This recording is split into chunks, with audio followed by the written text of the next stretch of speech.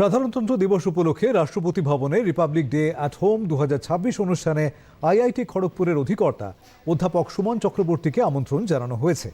সেই আমন্ত্রণপত্র আজ তাঁর কাছে পৌঁছে দেন ডাক বিভাগের আধিকারিকরা। অধ্যাপক সুমন চক্রবর্তী এই আমন্ত্রণপত্র গ্রহণ করে নিজের অনুভূতির কথা জানিয়েছেন।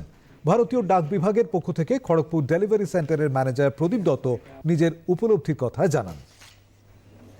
পেয়েছি জাতীয় পুরস্কার, কিন্তু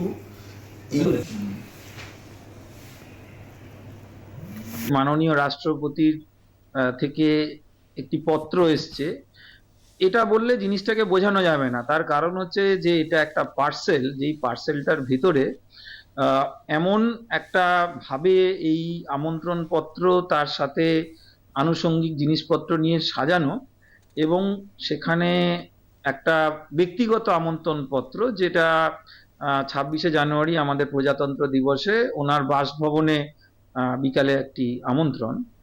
এটা আমার মতো একজন সাধারণ শিক্ষক, যে মানে আমাদের এই আইআইটি খড়গপুরে আমি এখন হয়তো অধিকর্তার দায়িত্বে আছি, কিন্তু আমি একটা সাধারণ শিক্ষক গবেষক। আমার কাছে দেশের রাষ্ট্রপতির, মাননীয় রাষ্ট্রপতির থেকে এরকম একটা আমন্ত্রণ পত্র পাওয়া, এটা যে কত বড় সম্মানের এবং কত বড় আনন্দের, সেটা আমি আমাদের প্রতিষ্ঠানের সকলের সাথে ভাগ করে নিতে চাই।